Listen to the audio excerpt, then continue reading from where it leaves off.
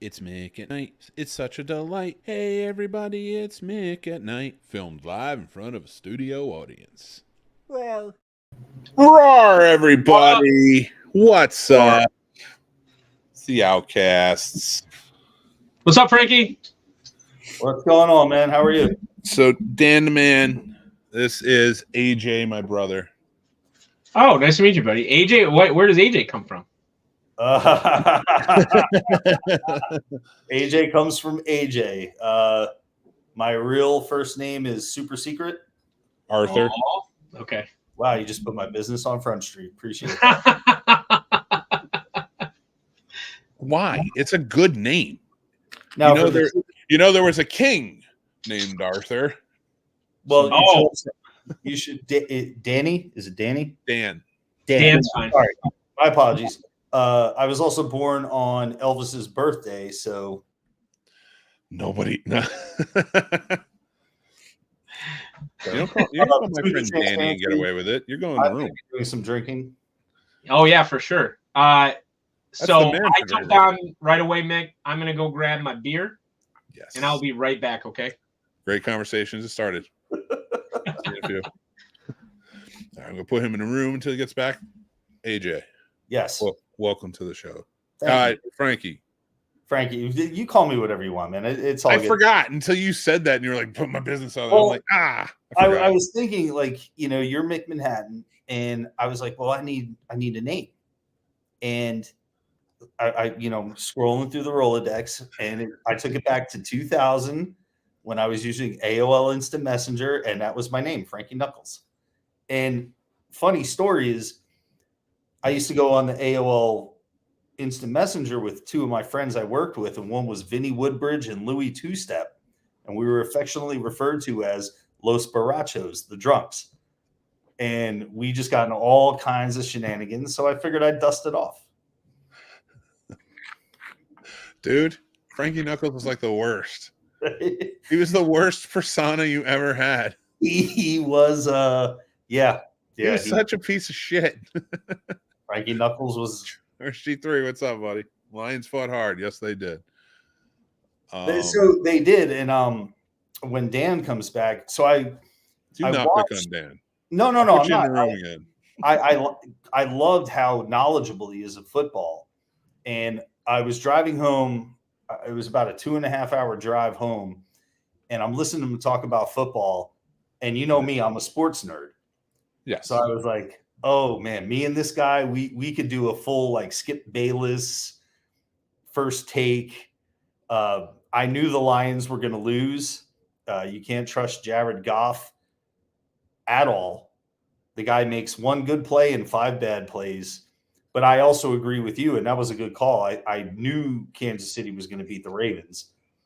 But I also think that was already in the fix. Yeah. If you don't think for 1 second the NFL does not want Travis Kelce winning the MVP, saying, I'm going to Disney World with Taylor Swift and all those idiot Swifties behind him, yeah. I mean, it's going to happen. I feel bad. My buddy Sturdy is a 49ers fan. And it's like, yeah, man, I hope your team does well, because I don't have any allegiance to anyone.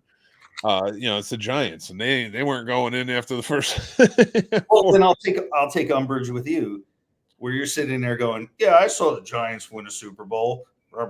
Be a Dolphin fan. My team has been irrelevant. I do. You know who I do that to? My son, who's an Eagles fan. Now my other son's a Dolphins fan. What the fuck? You raised a kid, and I will get him a Dolphins jersey. Oh, dude, this guy's got the same name as you. His name, he calls himself OG Butt Fun, but his name is actually what is it? Same as you. It's the same as you. I'm not going to say it because he wants me to say it. You already said it. My first name is Arthur. No, not that name. I'm not saying What's up, George? I wouldn't want OG Butt Fun to get upset. Looking for his attention. That's all he looks for, is attention. I wish, Mick, there had been some way that you could have been the taste tester with our cocktails tonight. Yeah, actually, they looked really delicious. I wanted to. I'll do it. No, he wants me to do it, not you. I'm drinking the good shit tonight though, Mick. Well, not the good shit, but the good shit. I got fancy beer tonight. What you got? The Backwoods Bastard from last week.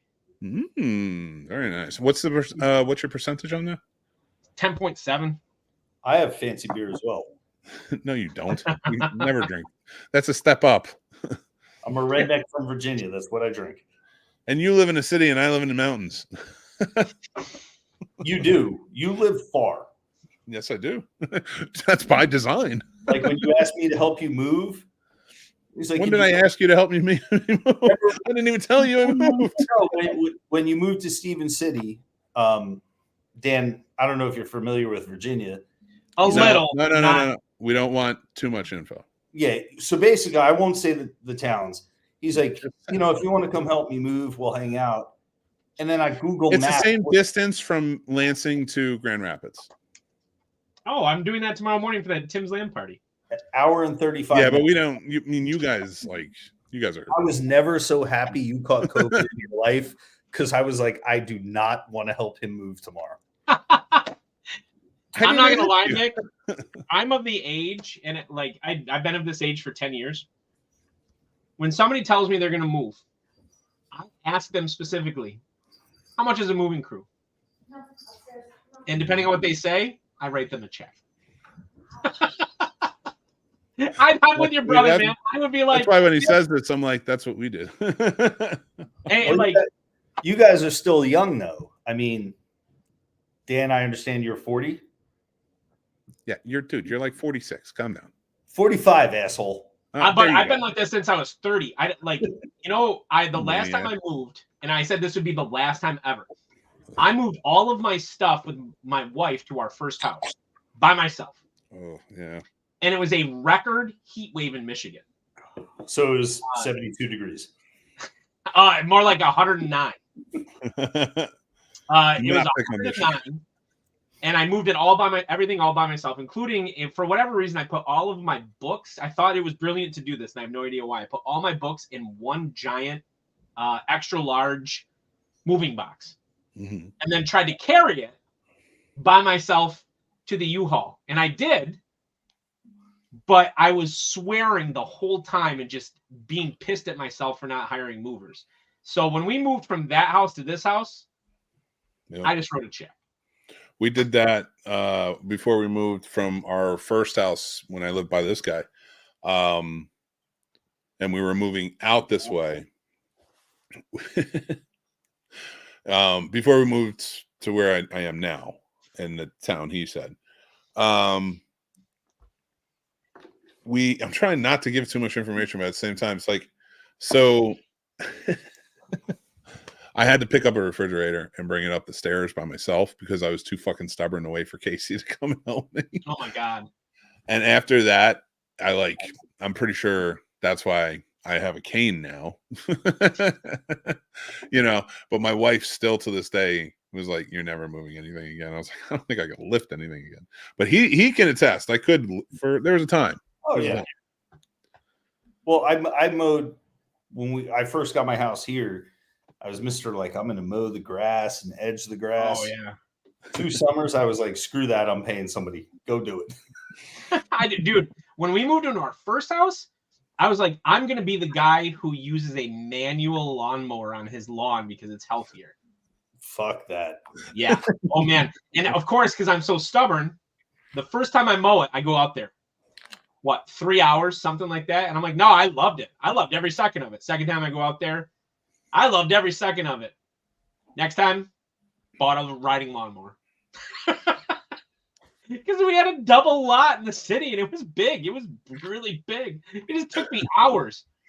But those first 2 times, I was like, I love this. This is my favorite thing. I love mowing the lawn like that. No. Nobody loves mowing the lawn like that.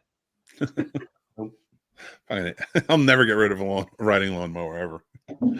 Now my lawn's small enough that the push mower is not a big deal. But we would have gotten rid of it if the yard we got didn't warrant. So I'm keeping it. You guys are talking football before I jump back on. I got to say, I hope the Chiefs. I'm sorry, Sturdy. I hope the Chiefs kick the 49ers in the dick and bury them 6 feet under the goddamn ground because I'm still mad. I'm still mad that the Lions let up, man. They should have crushed them. So They had them. They had I 'em. don't know how nobody understands that this has to be a Chiefs win. There's no way. There's no fix on this. It is this.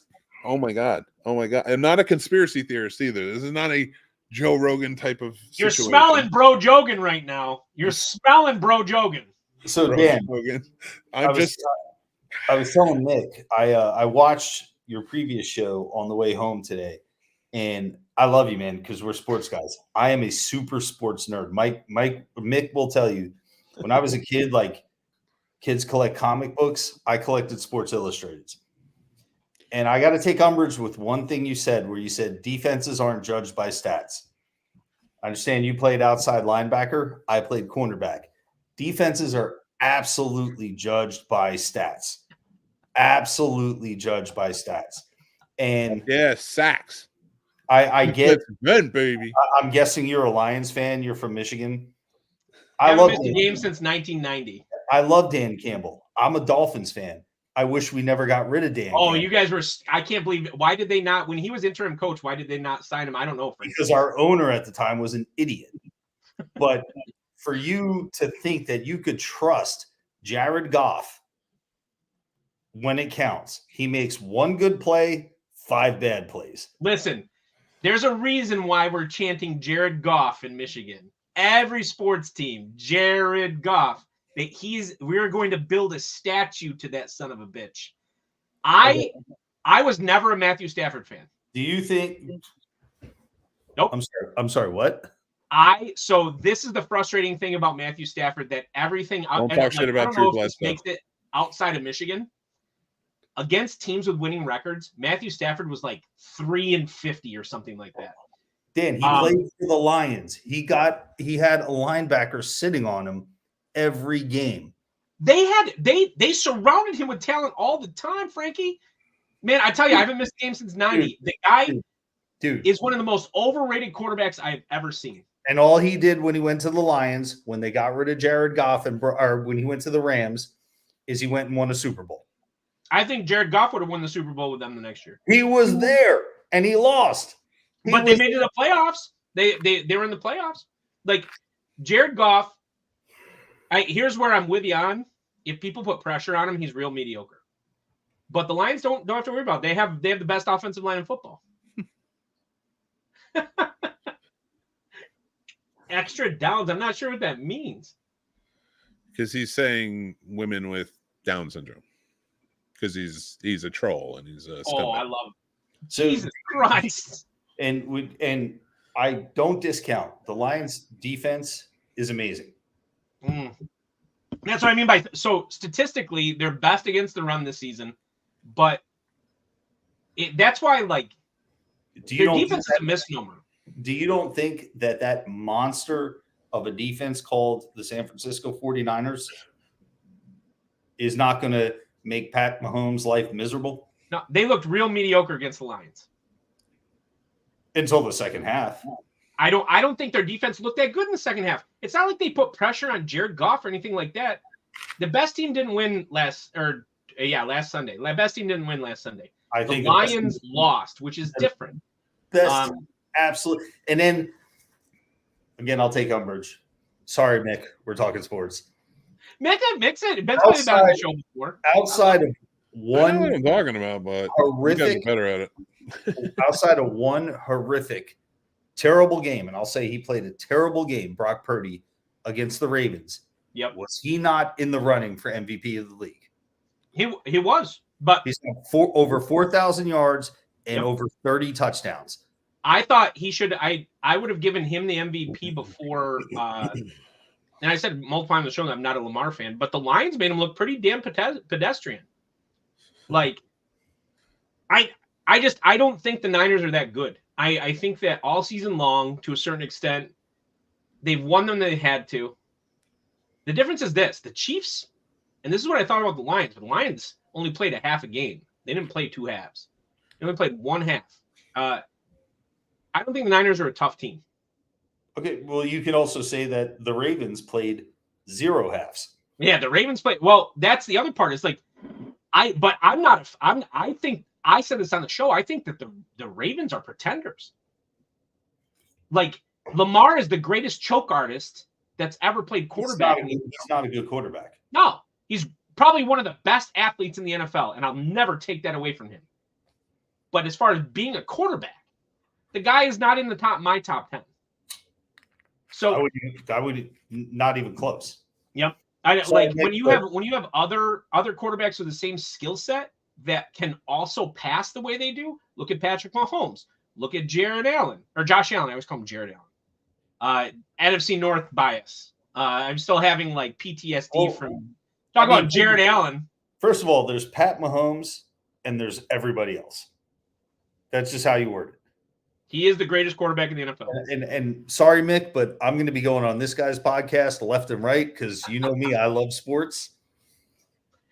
My brother and I, for those of you tuning in right now, my brother and I do Math versus Smash. We'll have a show more likely than not next Saturday. Am I saying that correct, Mick? I don't remember. What did we talk about, Mick? What? Sorry. Next Saturday, Math versus Smash. Was that what it was? I can't remember. You okay over there, buddy? Yes. No. He's so high. He gets so high every time we do this. And Mick gets so high. Last week, the last 20 minutes, I just carried him. I just carried him the last 20 minutes. Just like, well, shit, we had a great conversation. Oh, yeah, because I kept asking questions. Mick was like, and Mick, it's all right, leave me alone. Mick, it's not a judgment. Mick, you know what I do for a living? It's not a judgment. It's pure jealousy. Oh, dude, yeah. What you do with the living? You should look up that guy who's trolling because he's also harassing. Has he been on other shows, Nick? Yeah, he comes on other shows. He has a whole bunch of trolling names. Does one happen to be Chicken Nugget? I wouldn't doubt it. No, because one of the time with Tim and I, somebody came out and was like, "Your show sucks," and I was like, "Block." It could be anybody popping up now that we're getting a little momentum and stuff. The subscribers were more in the algorithm, so I see a bigger uptick. Mm-hmm. But so it could be sometimes you get a troll. You're live and they see it and they're like, "Eh." Do you deal with? So did you guys make movies when you were kids? He didn't. Well, he might have, but not with me. No, so Mick is the artistic one. I'm just a lunkhead. You're lucky I figured out how to do this, but why did that sound like you dropped your R? Did you hear it? A Virginia in it? You said artistic. So I don't know if you guys know, but to me, both of you have accents, and I'm sure I have an accent to you guys. I'm sure I have to. Mick, you muted yourself. He's high. I'm so glad I muted myself during that because I was making fun of you. Do it. I'm sure I have. Oh, don't you know? Him. Michigan. Oh, we drink the beer and we watch hockey. Oh yeah. You got a little twinge in there. You got a little bit. I get it. And listen, you can't all be like butter like us from Jersey. Oh, I guess. Oh well. Hold on. No, Jersey's like knives. It's just. I have no loyalty to New Jersey anymore. I am a Virginia guy. I love Virginia. I go home. I'm there for a day, and I want to leave. There's only so many me's before I gotta get the fuck out. Me? So fucking true. I'm a plumber. My uncle's in the mob. No, you watch too many Soprano episodes. I gotta get the fuck out of here. Goodbye, dude. I love it. By the way, oh my god, I can't bring this up in front of Dan. Yeah, I can't talk about this in front of Dan because Dan's going to somehow agree with you, and I'm going to have a conniption fit and want to jump out of a window. Uh-oh. So AJ says that The Departed is not in his top 5 gangster movies. Nope. The Departed is in my top 3 all time, Nick. Nope. Okay, good, because I was going to be so upset. No, I did. So that movie, Alien, and Blade Runner rotate as far as what I consider the greatest movie of all time. Nope. If you're talking about organized crime, mafia movies. That's Jersey right there. That is what Jersey's like. And The Departed is a great movie. I love it. I mean, Mick and I have no idea if it's accurate or not. I just love the movie. Well, no. So most mob movies are Italian. Mm-hmm. Irish Boys, okay, it's The Departed. But if you're going to put The Departed above Godfather 2, now I have my own. Mick and I talked about this. I think Gangster Number 1 is one of the best mob movies. Not compared to Departed. Okay, so we'll remove Gangster Number 1. Are you telling me The Departed is better than Goodfellas? Yes. Yeah.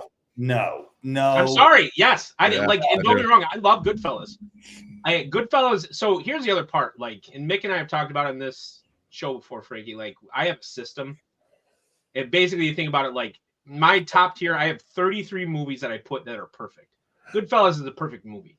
But if you're gonna put, yep, there you go.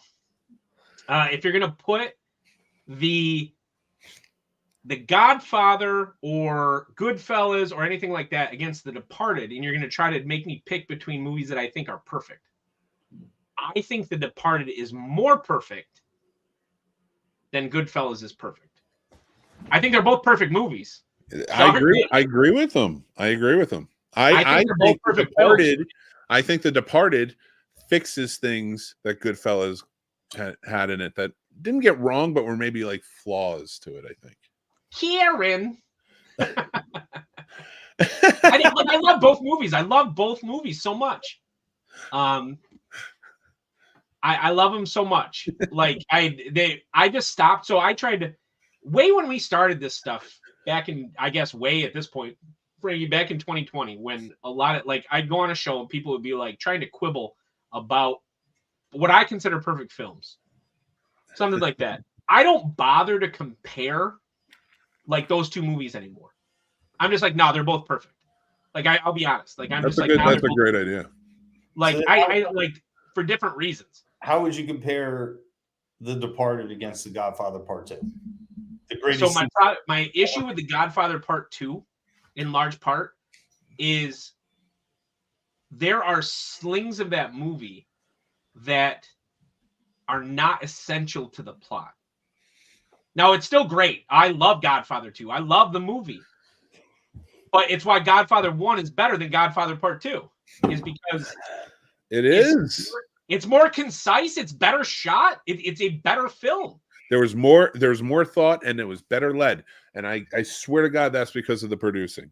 There's different producing in the second movie.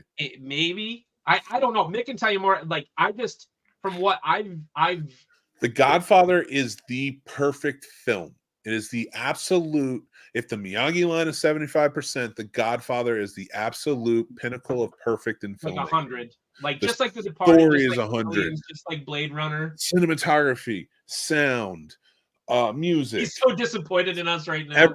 Everything in that is perfect. Like, in fact, if we were to do a bracket, right, of like maybe best gangster movies or best this, best that, whatever. We were doing a bracket, we were arguing them and whatever. You're fighting for number 2 because it's Godfather. You know what's a better discussion in that though? What's that? If you did a bracket of like mafia movies, what would be your upset special? Because everybody knows about Godfather. Everybody knows about Godfather 2. Everybody knows about Departed. Everybody knows. So I'll throw you the curveball. What do you think, Ricky? I'll throw you the curveball. Once Upon a Time in America. Great movie. Great movie. Not a perfect movie. Nope. I have it in my second tier. It's an A movie, not an S movie. I would put that on like the level of like The French Connection. Okay. So mine would be, and I don't. Is this a surprise? Would this be an underdog? Is Casino? Casino is Goodfellas Part 2. No, you can't lump it in like that because then it means nothing. Same characters. They played the same characters. But don't you think played different people who were similar? Do you think it's underrated enough to be like an underdog, or do I have to come up with a better one? No. I'd throw that on there. I'd throw Carlito's Way on there. Another good one. better than Carlito Way is better All right, than fuck it. Scarface. I'm gonna find a bracket. Uh-oh. Let's Like, do this. like, I'd put Scarface in the top 5. All right, hold on. I didn't get to the Really? bracket thing. Yeah, I love absolutely. Scarface, but my problem with it is, out of De Palma's movies, I think that it has it has the best soundtrack of any mafia movie, maybe. But All right. I don't like the part, like, I'm trying to think of the different stuff. There's just something that like I put it in second tier movie in large. It's not my perfect tier. All right. Oh, there we go. So I don't know if I'm doing. I mean, your first scene would be The Godfather, right? Yeah, I guess. Start. What is this? What is this? How dare you? Why would you do this to me? Give me another one. Poor Mick. I'm okay. But Okay. like, I'm trying to think of other mafia ones that really like I'll be back. would be shocking. Are we doing? What's another one that would be shocking that like people don't think about? So are we going to talk mafia, or are we going to talk like? I think gangster would be a broader. It would be thing. a broader like. So then you have to throw Heat. Not you, the thing. Oh, dude, Heat is so good. Heat is so fucking good. Isn't that Michael Mann? No, that's that's Michael Mann. Yeah, I'm a Michael Mann stan. I think that Michael Mann is one of the most underrated directors out there. I agree, 100%. Miami Vice was great. The movie, I'm saying. Only because it's probably one of my favorite movies ever. If you're talking about just crime and kind of what changed. No, Collateral's his best movie. Pulp Fiction. Oh, Quentin, you're talking about. I have a hard time with Quentin Tarantino. I think that he chooses poor editors. Personally, I would disagree with that. I think his editing is fantastic. Once Upon a Time in Hollywood, the editing in that. Oh my god! Then why is it 3 hours, Mike? Well, but there's some 3-hour movies. I don't like. I'm telling you, yes. You know, I advocate for movies going back to 2 hours or less. Give me the only franchise in my eyes that's allowed to be that long is Lord of the Rings. I disagree. No, I'm sorry. I don't want another. No other franchise has the depth. No, yes, you do. You have the epics. You have the David Lean movies. Oh my god, come on. No, I'm sorry. Bridge on the River Kwai is an epic. Tell me a story in 2 hours, or don't tell me The Longest Day. The Longest Day. Like you know what movie's allowed to be? Yeah, another movie that's allowed to be 3 hours. Dune. It was my criticism of Blade Runner. It was my criticism of Blade Runner 2049, by the way. Like, why is Blade Runner 2049 2.5 hours? Why is that movie 2.5 hours? Hey, Mick, you want to see Dan get mad? No. I think Lord of the Rings, the entire trilogy, I will fight you on this. Absolutely sucked. Yeah, right. He's not playing. Anybody else, Frankie? Anybody else would get micked right there. Yeah, I can't. I didn't actually. You know what? You're right. Get him back in. I like this guy. Get him back in. The greatest thing I ever saw in a movie was when Randall away for the thing. Oh, in Clerks 2. All they did is fucking walk in that movie. Yes. Oh shit! There's so much beauty to that movie. Oh, you're fucking crazy. I was of that, Frankie. So there was about a 5-year span where I would have completely agreed with you. There was about a 5-year span, and for whatever reason, right around it was basically about 2015 to 2020, like that time period. I was like, God, they really do just walk in that movie. And then something switched where I was like, I started paying attention to different stuff in it. In particular, especially like Aragorn's performance in all 3 films. I stopped paying attention to the more epic parts, like the battles and stuff, whatever, right? I really started Ian McKellen.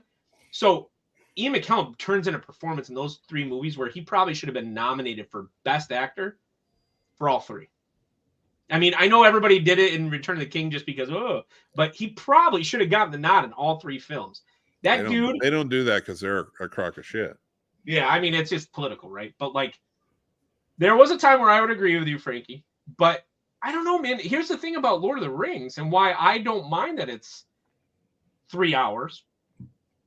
And when I get done watching it, I want to watch the next one. And that's it. I can't say that about every single Star Wars. Mick and I have had this conversation. I might never watch Star Wars again in my life. That could legitimately happen. Right now, I am on like a hiatus. I haven't watched a single thing Star Wars. In the spring. No. Summer. I tried to check out Ahsoka because I love that character. And I only made it probably about 6 episodes through the show, and I was like, whatever. Lord of the Rings is something that I will go back to time and time and time again. I just will. I watch it as a casual fan, and it's like, okay, the movie's over. We have another 45 minutes. The movie's over. We have another 45 minutes. No. I mean, the thing about watching. No, you're thinking Harry Potter. That too. I mean, but Harry Potter is amazing. I've taken my mom to see every Harry Potter movie. I'm not a fan of Harry Potter. I'm sorry. I think J.K. Rowling wrote great children's books. I do it because I took my mom, Mick. I guess to a certain extent, Mick, it matters the context, right? He's pointing out something. I should also put out that my favorite movie of all time ever is, Mick, Big Trouble in Little China. Big Trouble in Little China. I love that movie. He used to make A-tier movie, almost perfect. A-tier movie. I love it. I love that movie, and I will watch it anytime. But when we were kids, he made us watch that fucking movie every fucking Saturday. We at least had to watch it. And the VHS right over on the shelf. VHS right over on the shelf. Yeah, it's right over there. I could be cleaning my house. I could be giving Mick CPR. If the television's on, sorry, man. I go. Egg Shen had a 7-demon bag. It's the greatest movie ever made. So the movie, if I were going to do a 2-feature show with that, the 2 movies I would show, Big Trouble in Little China, and then Escape from LA. That would be my double feature. LA? Yeah. New York. No, LA, not New York. I want the more extravagant one, Mick. Get him. I want the more extravagant. Get him, Mick. Get him. Oh, for a second there, at least he didn't say lockdown. Get Mick. Escape from New York is the greater movie. I'm not saying that LA is. I see what you're saying, and you know what, AJ? I will say this: sometimes you need to watch LA because it is the more fun. Because the first one's very dark and it's very cool gritty and very gritty. Big Trouble in Little China has this humor. Oh, it's such I think that LA builds on that. So which one is the one where he went surfing? That was Escape from LA. LA, yeah. Doesn't he surf into the city? That's where he jumped the shark. Yeah. I don't mind jumping the shark though. He literally did jump the shark because he rode the wave up onto was it Fast Eddie's car, which is Steve Buscemi's character. But Bruce Campbell's in it. You gotta love Bruce Campbell. So the chin, baby. That's I don't know if you can see over right there, but that's signed by Sam Raimi and Bruce Campbell. I have a friend who works for their production crew. It's signed on the back of that poster right there. That baby. I'm a huge fan of Bruce Campbell and I don't know. I think that'd make a great double feature, Mick. I like it, dude. I like it. But Frankie, would he be able to tolerate some of the stuff we do in the basement or no? In fact, might not. The dirty basement might not be dirty enough for Frankie. So Frankie, on Friday nights, there's a crew of us that go to a site called Cosme. Have you ever heard of it before? It's you can answer. And we watch some of the fucking dumbest shit you've ever watched in your life. And one of my favorites that we ever watched was a killer a killer bed. The bed was like possessed, and everybody who laid on the bed got eaten. A nut like that type of shit. Do you dig that stuff or no? Joe Bob type shit, dude. Joe Bob type shit. Sometimes even crazier. Yeah. That is your shit. I'll tell you that. AJ, I mean, Frankie watches. I'm following the rules. He's not. I didn't mean to do it. Frankie fucking fingers over here, knuckles. I'm not. I'm trying, dude. I'm trying. You can call me AJ. It's okay. Okay, AJ, shut up.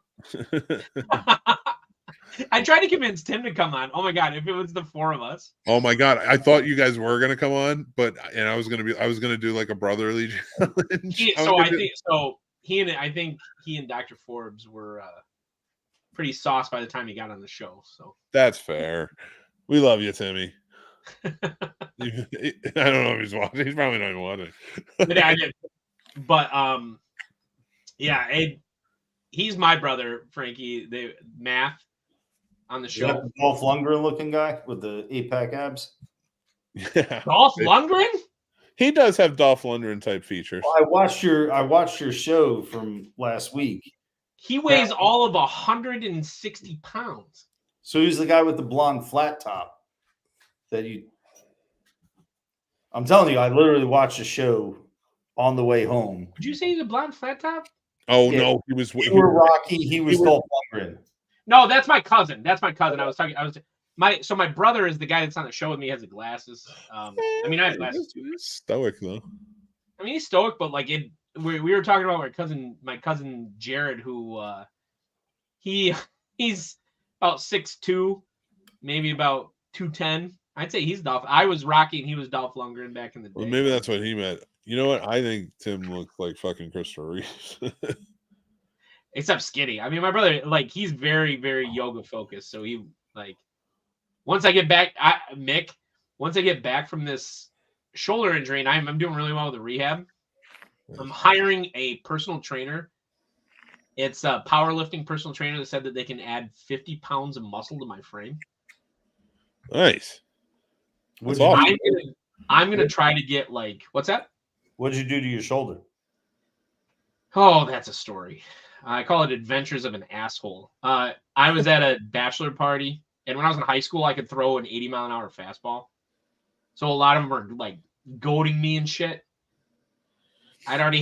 Speaking of Jameson, I'd already had like 3 or 4 Jamesons because I found out that at Comerica Park, for the same price as the beer, you can get a shot of Jameson. So I was like, why the fuck would I buy a beer if I could just get a shot of Jameson? That's just simple math. So I started just doing shots of Jameson instead. And they were like, you still, and I was coaching baseball at the time too. They're like, you can't throw 80 anymore. I was like, I'll throw 80 right now. Fuck you. So I went in that pitching cage and I reached back. No more than I come through. I mean, you said you were an athlete, so you know. No more than it comes through. I was like, nah, that was wrong. Touch 79, but that's not 80, right? So my dumbass is like, give me another one. So I reached back and I hit 81 and then I hit 80. And the rest of the night, my shoulder felt like hell. I ended up doing a bunch of steroid shots and PT the first time. It just deteriorated. After COVID, I went back to boxing. And like, which didn't help. But I was boxing. So, Mick, you laugh, but I was boxing guys that are 21, 22, 23 years old. Oh, no, I'm not laughing at you. I have like memories jogging back to me.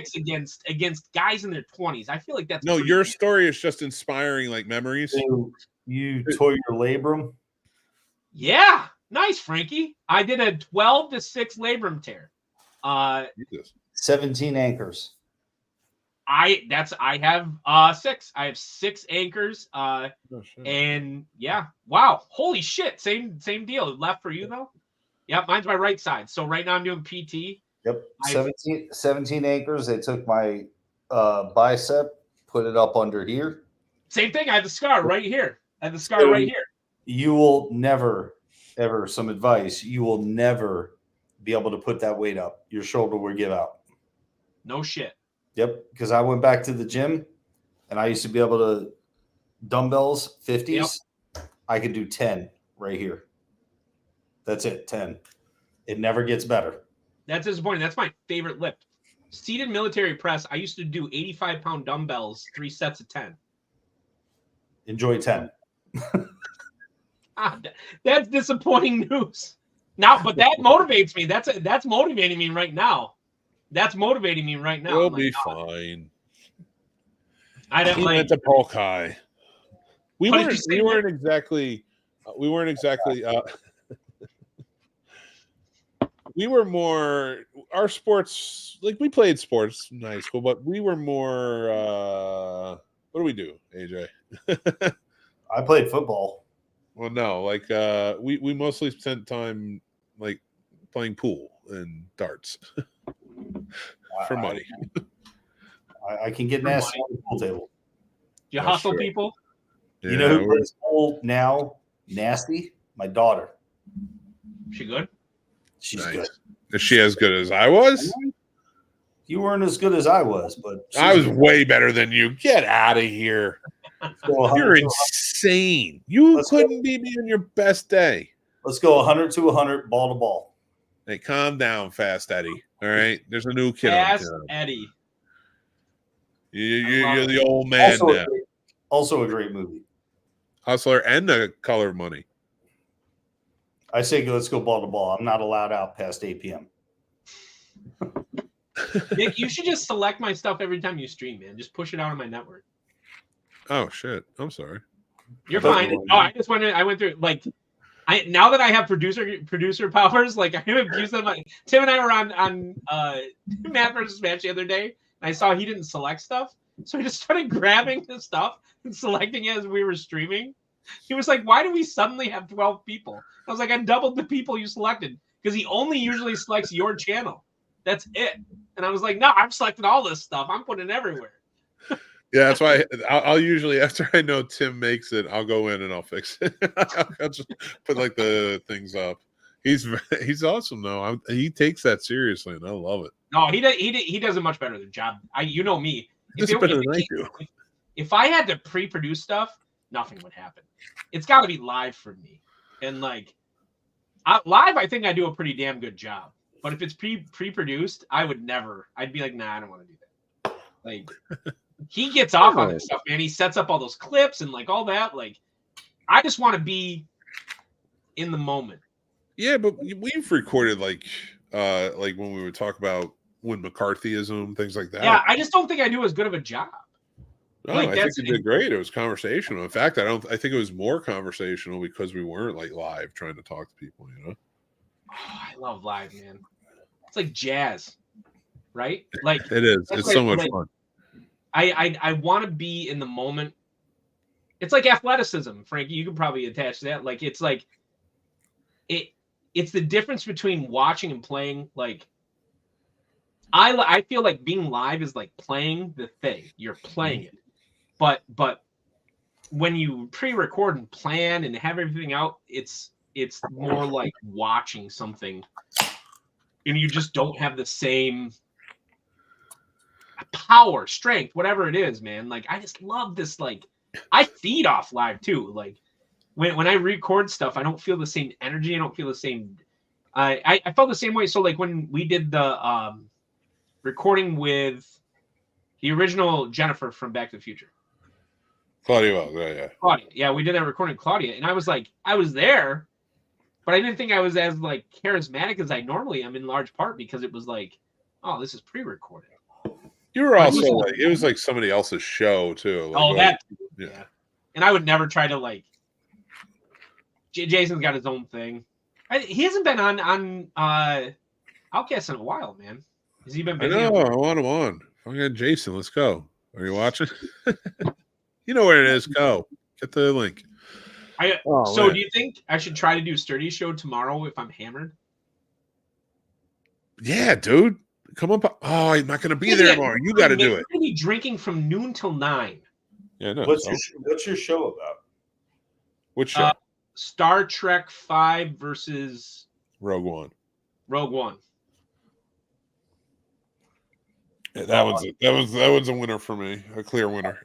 Oh, you're so wrong, Mick. Like The fact you need to have a greater appreciation of Star Trek V, dude. I have the exact amount of appreciation for Star Trek V as I need to have, which means that I respect it as like you get an awesome interactions from the core group, and you get the A.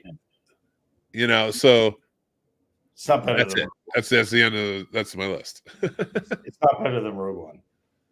I think it is. I love Rogue One. Rogue Star Trek V. So much better. Here's a hot take. I think Rogue One is the second best Star Wars movie ever made. I'm actually with you, Frankie. I think Rogue One is it, but I also call Star Wars a second tier franchise. So people get real mad at me about that. Like, I'm sorry. It has 2.5 good movies. I'm gonna leave that up for a few seconds. Sorry, just, 3.5. just for you, Dan. I'm not, because like in my head I was thinking episode 4, 5, and half of 6. Well, first of all, the prequels, garbage. Yep. Trash bag. Sequels, garbage. So the sequels. No, Revenge of the Sith was good. No, it was trash until the last 5 minutes. It was trash. What? Trash. Trash. Yeah, you should have your brother on more. I like this. Trash. He's such a thing I want to Oh, what is with you guys? In terms of the sequels, the first one was good. When they turned Luke Skywalker, in part of my language, into a gaping fucking pussy, trash. But that's a problem with the first one is like it leads into the second one, and like what a poor delivery, man. And then in their infinite freaking stupidity, they come out with Solo. My favorite character in Star Wars ever, Han Solo. Same. And they teared up when he died. Oh my God. And I never This is why Dan and I get along so well. There's none of the childhood trauma with Dan, but he's just like you. Whoever the casting person was that said that's going to be Solo in the Solo movie should never work in movies ever. Nick, he doesn't look anything at all like Harrison Ford. The guy does not. He doesn't act. Doesn't look like. I didn't stick up for Solo. Wait, I'm sorry. Did you guys think I was, dude? The Holy Trilogy. It's not holy. The third one is half a movie, Mick. Oh my God. I'm not doing that. Return of the Jedi with you again. I'm not doing this. You mean when they made a movie to sell action figures? Yep. These little looking dumb Transformers, bears. Star Wars the movie. The Holy Trilogy. Bear with Rogue One. The Holy Trilogy. Rogue One. The Holy Trilogy. Rogue One. The Mandalorian. And Ashoka was pretty good. And Rebels, Clone Wars. The Clone War movie was pretty good. I like Revenge of the Sith too, so I'm gonna stick that on there. So these guys are wrong. Don't listen to them. Sorry, guys. I had to get that out, but I had to work it out too. Well, while you were quoting all that, you forgot the Bad Batch, which is. Shit! I know I forgot. Damn, came right back in and got you. Thank you. Rebels was awesome, but Rebels. I said Rebels.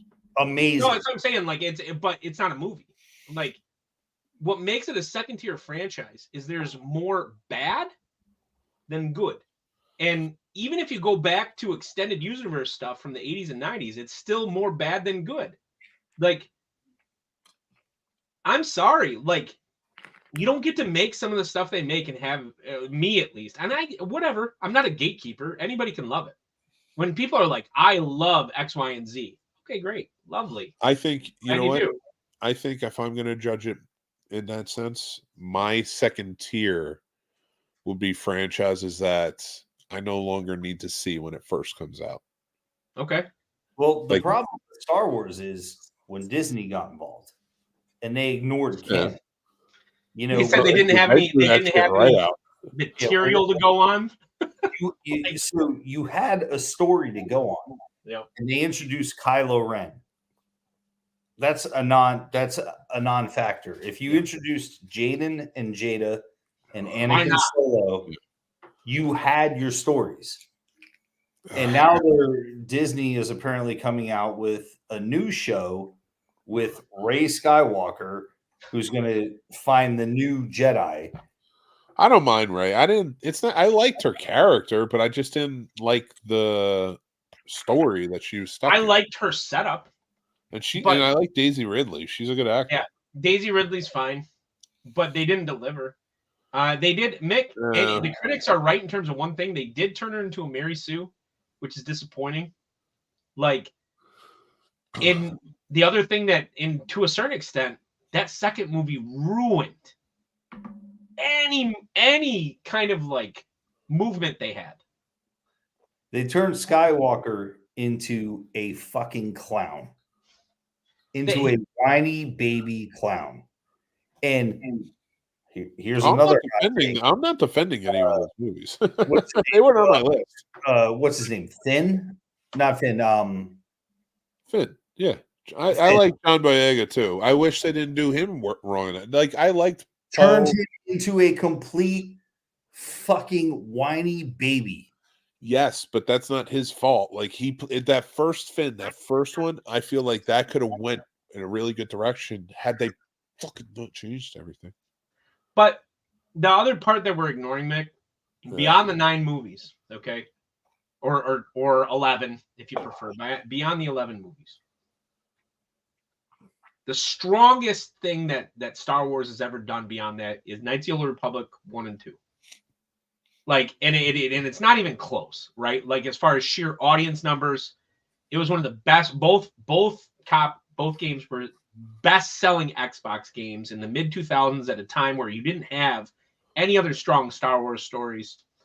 The fact that they haven't reached out and retained that, with the exception of what happens in Rebels. Rebels does, right? Or the end of the last 2 seasons when Filoni directed Clone Wars. That's the part. Like, they went wrong. Like, Dave Filoni should have just left.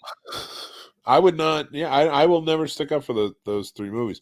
Well, only thing I'm saying is, like, if they're going to continue, I liked Poe, I liked Finn, and I liked Rey. So, like, they're good characters if they're going to continue with. I hope they get good writing, like Jon Favreau and Dave Filoni and stuff like that. I think it's in good hands if they're doing it. But yeah, for me though. So let me ask you this then, franchise, both of you. What's your perfect franchise? Aliens. Wow, really? Yeah. 2 movies? Mick, we talked about this earlier. It was Indiana Jones until the last movie. You didn't like I liked I liked it. No.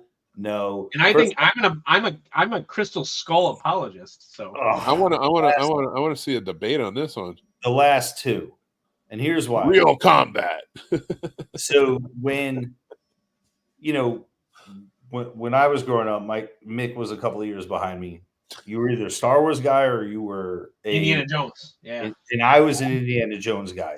So when were you ever one or the other? I was always across the board. People I grew up with, like, I dressed up as Indiana Jones and people are there was like 6 Halloweens where I went as Indiana Jones. Yeah.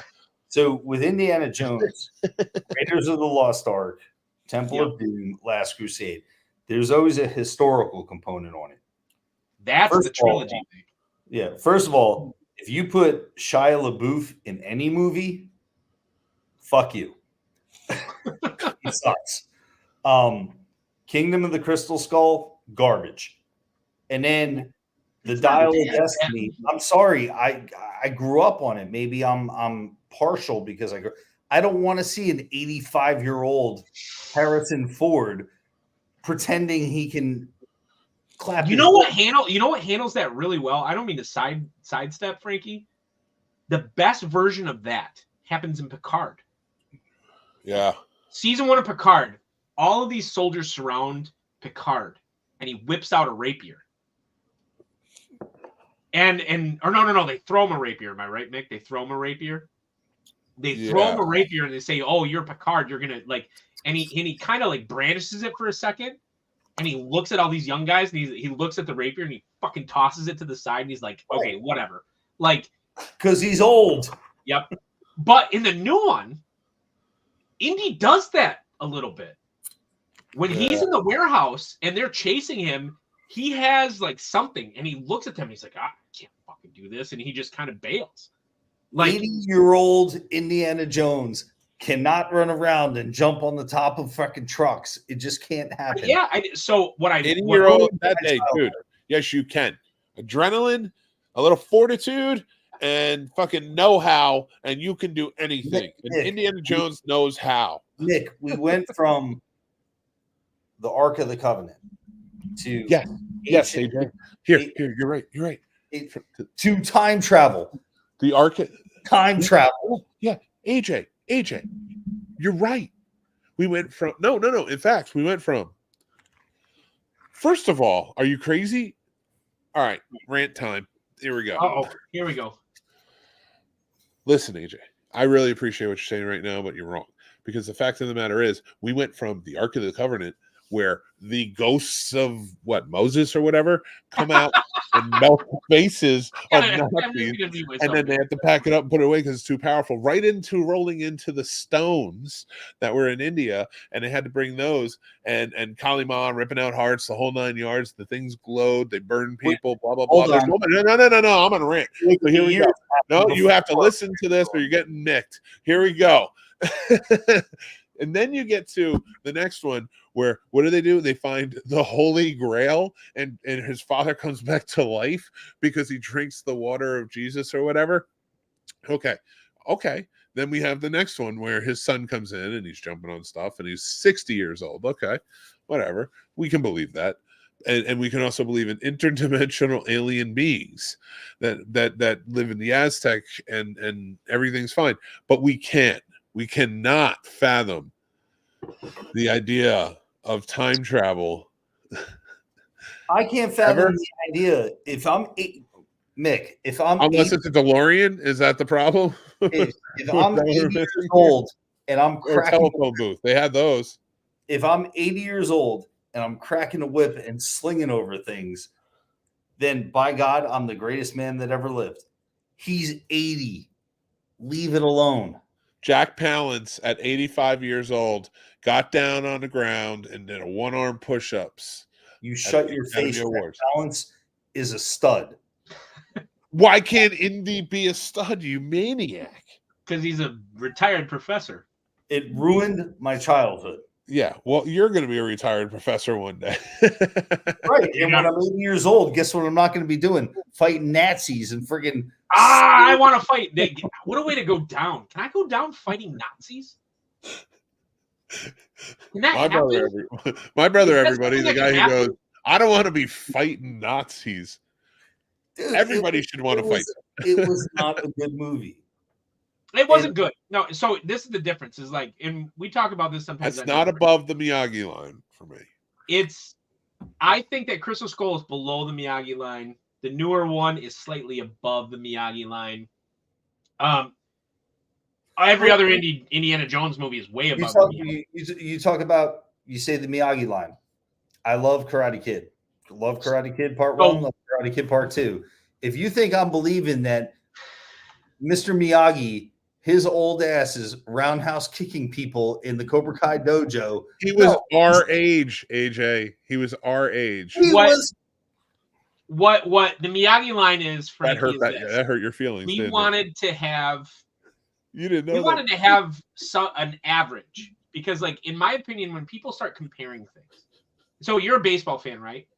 Yes. Yes. It's based on the Mendoza line. So the Mendoza line says this: can you bat 220 throughout an entire baseball season, right? And that means that your WAR, wins above replacement, is 0, right? If you can be somebody who's at the Mendoza line. We wanted the Mendoza line of films. And when Mick and I talked about it, we said Karate Kid, though good and some high points, is our 75% in terms of cinema. Has some good parts, has some bad parts, but it's dead middle, right?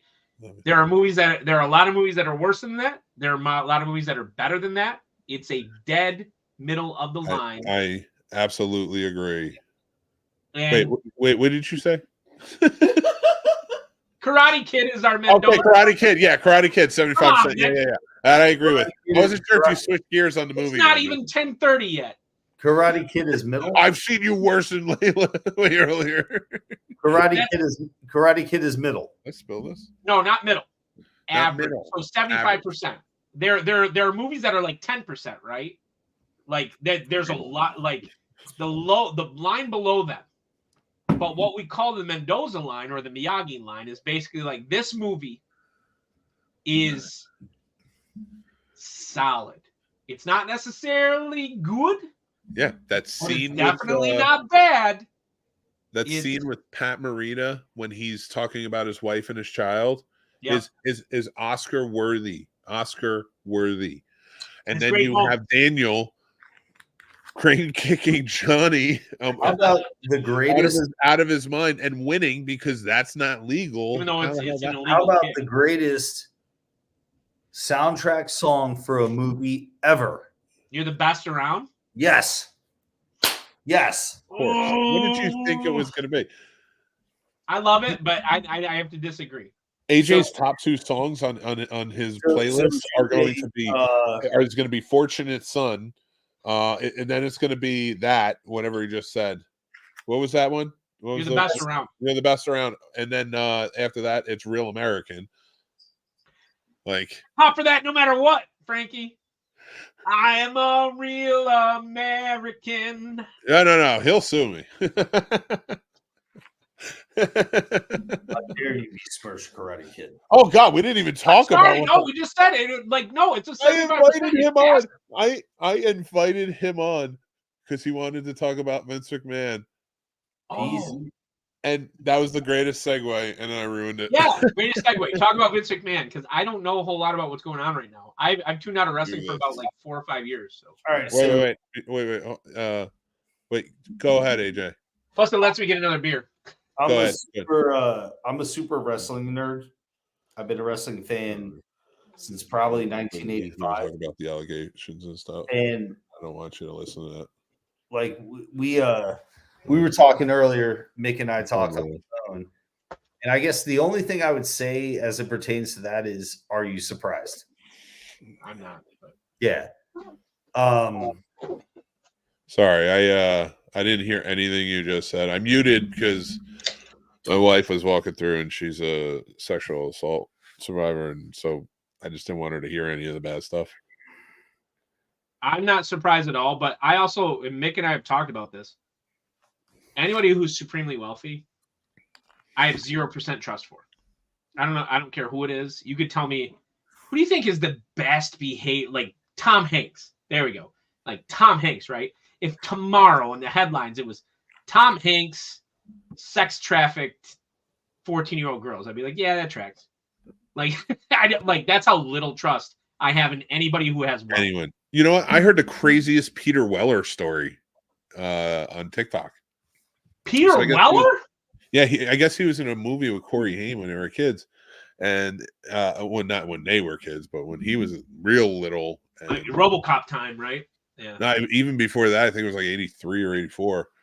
And so the story, from what I understand, from what I heard in the story, was Corey Haim went to talk to him after they cut and tell him how he liked them in the scene and stuff or whatever. Yep. And supposedly he grabbed Corey Haim by the neck and put him up against the wall, and he went to go punch him. It took 3 guys to pull him off the kid. Holy hell. I just watched Leviathan the other night too. Ugh, that's an underrated film. Well, if you watched it for years, you remember when they were the Coreys in the 80s? Yep. Yeah. Corey Feldman said for years about how child actors and actresses were being exploited. Just exploited. And he was just run through the rigmarole. Like, he's an ex-drug addict, which whatever, he had his problems. But when you start to see it, and the thing about Vince McMahon is it's not so much what's happening now. And Mick, I actually thought about this the whole ride home after we talked, is what don't you know? You know what I mean? Like, And I think right before I hung up with Mick, I was like, Triple H is shaking in his boots. Yeah, That's your father-in-law. That to me, you fire everyone from the Vince regime. No, I'm not talking about the wrestlers and stuff. Stephanie? Yeah, both out. Get them out. Get rid of them. Well, the other thing, everybody. It's not that I don't like them. I'm not saying they were a part of it, but there's no way. There's Stephanie does some of the best writing for that entire company. Well, I like her. I like what she's done, but the issue that comes up is what was accepted versus what's not accepted now. So if you look back in the 80s, and because I'm a nerd when it comes to wrestling, drugs were accepted. Oh, yeah. Were accepted. Read about, was it Mae West or whatever? No, Mae Young. Mae Young. No, not Mae Young. The Fabulous Mae Young, she was like running like the brothel of the women wrestlers and such.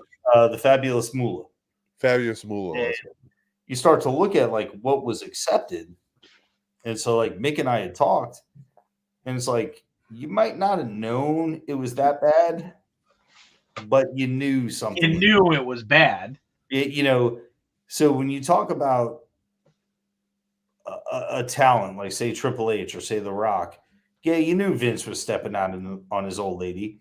Did you know he was dropping a shit brick on this woman's head? Yes, I believe they did. I believe every top face since that company became what it was knew. Because Brock Lesnar, if he's this one that they're talking about, and he's now off of everything in WWE, he's not even being acknowledged. So I wonder who it is. If he was the top guy, that Vince's guy that he wanted to keep signing, if he's doing this for him, there's no way he wasn't doing similar things. Okay, fill me in on this because I don't know the break from Mick, if you may. Go ahead. The story came out. Vince McMahon and her name's Janelle Grant. They signed an NDA back in 2021 when Vince McMahon first stepped down. The first step down. Yeah. Then he came back, and apparently Vince McMahon, in his infinite, like, I'm a pimp, said, I'm just going to stop paying you the $3 million I was supposed to pay you. So she files this lawsuit. If you read the story and you read the lawsuit and the depositions, the stuff in there is really, really cruddy. Like, I mean, you're talking about him and a guy named John Laurinaitis, who was I know Laurinaitis, yep. And his son was a football player from Ohio State. Basically saying no means yes. And they're like tag teaming her. Then apparently he hooked up with this girl and dropped a brick on her head while they were banging, because apparently he's into that shit. So, but not to her knowledge. Right.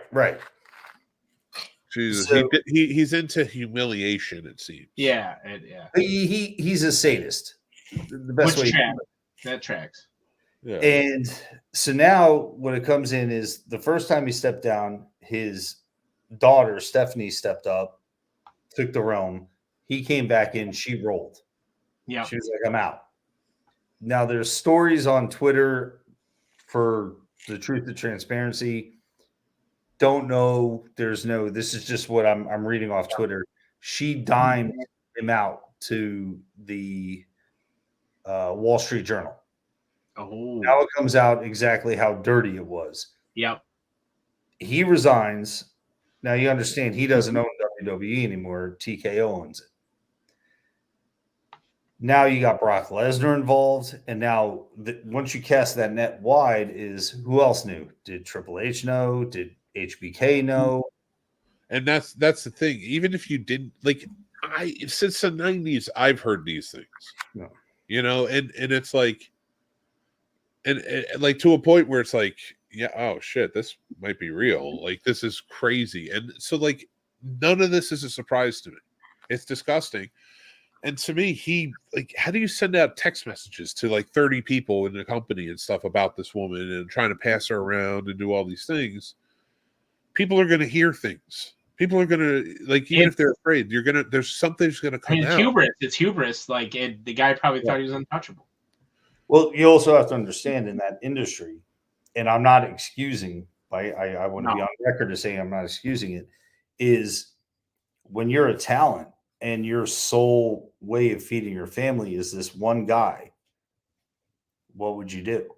Like maybe turn a blind eye? Not right, not wrong. Yeah. Something should be said. But again, it goes back to like look at people like Sasha Banks and people who left who said, I don't want to deal with this anymore. Yep.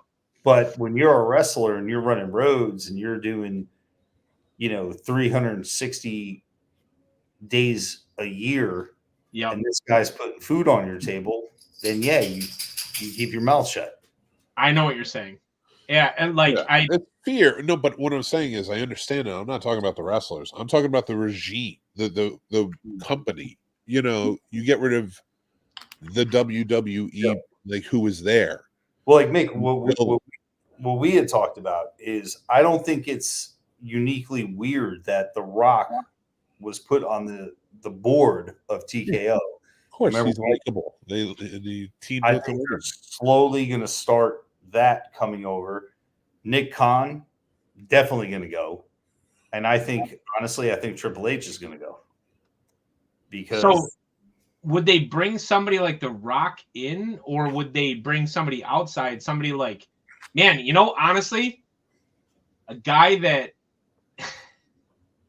I think, and I don't know if you guys watch wrestlers on Netflix, but Al Snow. They wouldn't bring him in. They may bring him in to run storylines, but just this past week, TKO named The Rock and they put him on the board. They didn't do that by accident. So they didn't do that by accident. They're gonna slowly but surely. So when TKO took over WWE, it is kind of like a branch. And they said, well, WWE's over here. Vince is going to run it. And Vince, being the scumbag, brilliant businessman that he is, said, well, you're going to name me like the chief executive officer. Well, he's since resigned.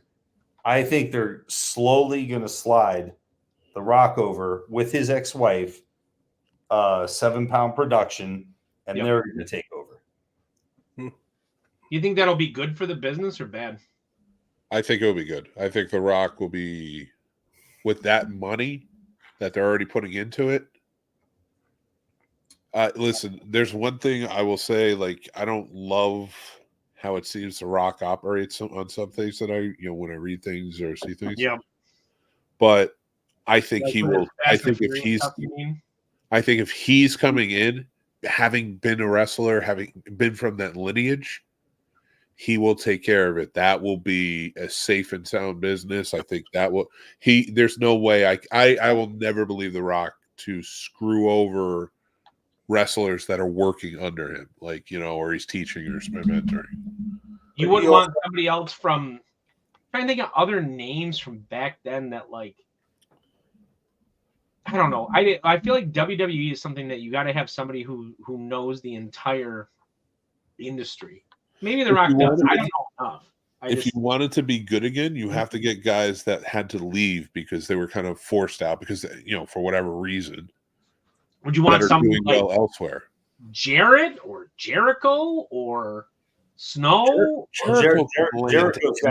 Jericho's got his own problems right now. Yeah. Oh yeah, what happened with him? Inappropriate behavior in the AEW locker room.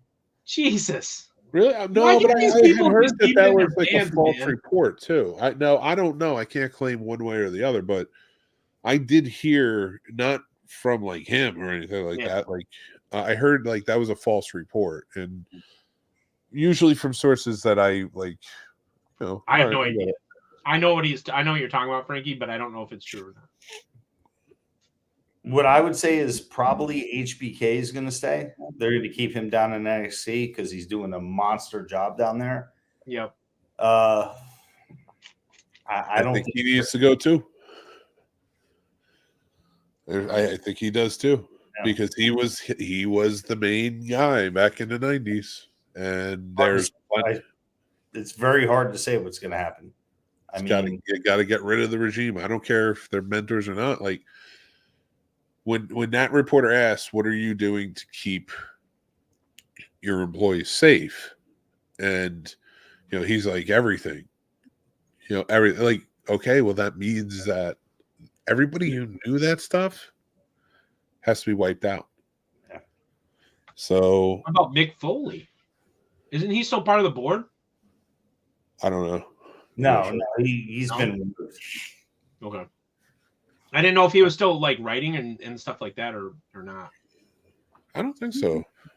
I'm not sure. Oh, he has a podcast, I think, that does really well. It's 10 o'clock. I have to be up at 3 a.m. Thank you for your service. Semper Fi. Mike's hey, I'm Army. I'm not going to say Semper Fi. Oh, Army guy. Well, which one's Oorah? Which one of you is Oorah? That's me. Hoorah. Hoorah. Hoorah. Hoorah. Hoorah. Hoorah. He's hoo-ha. You're hoo-ha? You're hoo-ha. You call me hoo-ha? Don't call me hoo-ha. I'm trying to figure it out. Nick, I'll make it real simple with you. Yeah. How do you say oorah with a dick in your mouth? No. Oh. Don't act like I'm Air Force. Don't act like I'm Air Force. Don't. My wife is Air Force. Don't act like I'm Air Force. My wife is Air Force. Yeah, but she's. I'm not gonna. I won't say that about Lady Manhattan. Sorry, I'm so sorry, Mary. I was gonna get. I was already giving back into being 20 years old. I'm sorry. I'm sorry. All right, gentlemen, I gotta go to bed. Good night, Artie Joe. Frankie Knuckles. Frankie Knuckles. Later, go. I'll talk to you later, guys. Bye. See you, buddy. Holy. And there were two. And there were two. Not for long. Cause Are you wrapping up? Yeah, I'm wrapping up soon because I only drank one beer, Mick. No, but I gotta take a long drive tomorrow. I gotta go to Tim's house. Does that count? No, I have to go to another state. What state? Where are you going? I have to go to New Jersey. Oh. And then I'm coming right back. I hear New Jersey's a shithole. That's what I hear. It's I mean, listen. Jersey's a place that I'm glad I don't live in, but I'm glad I'm from. I'm proud to live here and from being from. Yeah, I love it though. That's the point. But that's who we are. But I wouldn't want you to be from Jersey. I'd be a bad Jerseyite, I think. You'd be a terrible Jersey. You'd be logicking too much, and everybody would get mad. And you what it is not that you talk too much; it's that you pronunciate, and we don't do that in Jersey. Who the fuck invited this guy right here? It's very short sentences. The Sopranos. I almost want to count the minutes in air in like dead air that the Sopranos has because they just say so little. Where do you rank? Speaking of, so we were talking about this earlier. Where do you rank The Sopranos? Because my wife thinks it's boring. It's one of my favorite shows. I don't think it's a top 10. Really? But no, not anymore. It was at one time, but not anymore. It's on the curve. So she's like, if I had watched that when it came out, I'd think it was great. But because I tried to make her watch it, she got through 2 seasons with me, and she was like, "Nah, I'm bored. I'm done." So she made it to when Big Pussy like turned straighter, right? Like, yeah. I guess when I watched that in the 2000s, so I think I watched it in like 2003, 2004. I watched the whole series, right? Thought it was brilliant, and then I was watching it with her, and I was like, I kind of don't like it. And I wasn't saying it. I wasn't saying it out loud. I was like, nah, this show's brilliant. It's amazing. James Gandolfini deserved every award ever. But in my head, I was like, I kind of don't like it. I love that. I love that that's the case. I mean, I get it. Like, listen, at one time it was, but it was I think it was a time where I was just kind of ingratiated, and as I think some of the final seasons I had just left. Like, I moved away out of New Jersey for the first time, so I think for me it was a special show. Okay. Now, I'm not saying it was number 1 of all time for me, but like for me, the perfect show is Breaking Bad. I was literally going to ask you what is the so here is I love Breaking Bad. Oh, Jesus. I love it. Oh, there we go. I love Breaking Bad. And you already knew what's coming. But so there are parts of that show.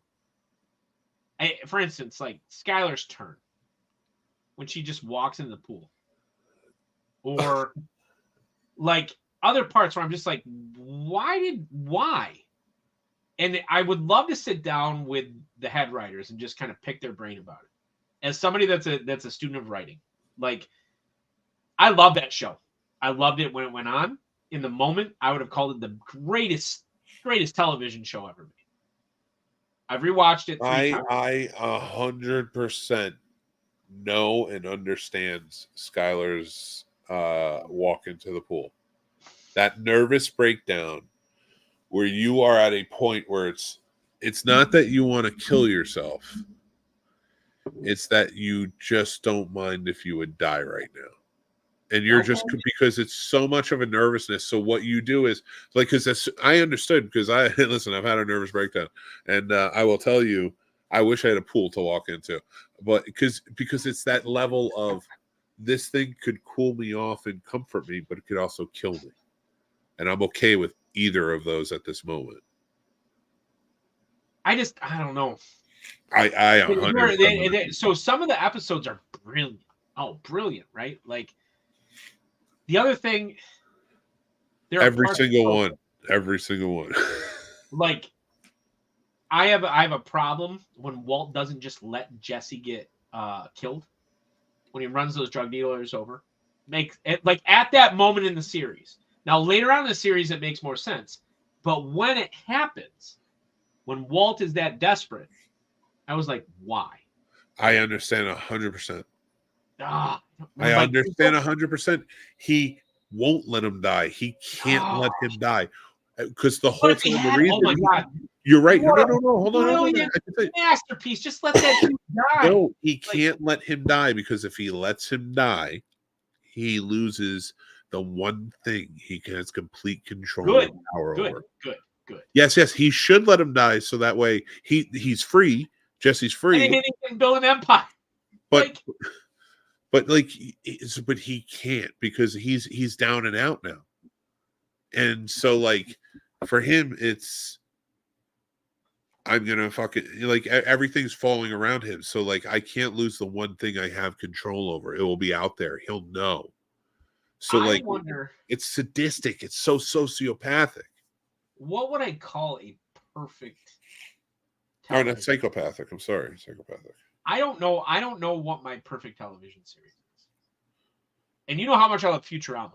But even that Futurama has episodes that I'm like, yeah, whatever. I skip them, especially Jurassic Park, which is the dog one. I don't watch that ever. I'd say the only other show like Breaking Bad for me, only because it's a condensed series. Those 20 it was I mean, every TV series that really isn't serialized should be 4 or 5 seasons, right? Like that's, and in fact, that's why I don't list Next Generation, which is a television show that I think is probably the best ever made, but it's not perfect. God, I'm old. I have issues with television. No, I agree with you. I don't think they're really like Breaking Bad and Twilight Zone are the only two that I could think come close to perfect, but I don't think they're perfect. But even the Twilight Zone rehashes stuff. Like you had, of course, remind me of some things for Breaking Bad, but screw you. But it could have been perfect. I'm sorry, dude. I'm sorry. Like I love it. It's probably my favorite non-cartoon television series ever. Better Call Saul was pretty fucking perfect, though. I prefer Better Call Saul to Breaking Bad. I get that. I understand. There's two completely different shows. It's an inverted story, right? It's an inverted story of like somebody who, in my opinion, learns to be better. Like it's weird. It's kind of like Yeah. Where Breaking Bad is this guy who learns to be worse. Saul. Well, I think it's more this guy is Breaking Bad. He's going into bad. He's becoming worse.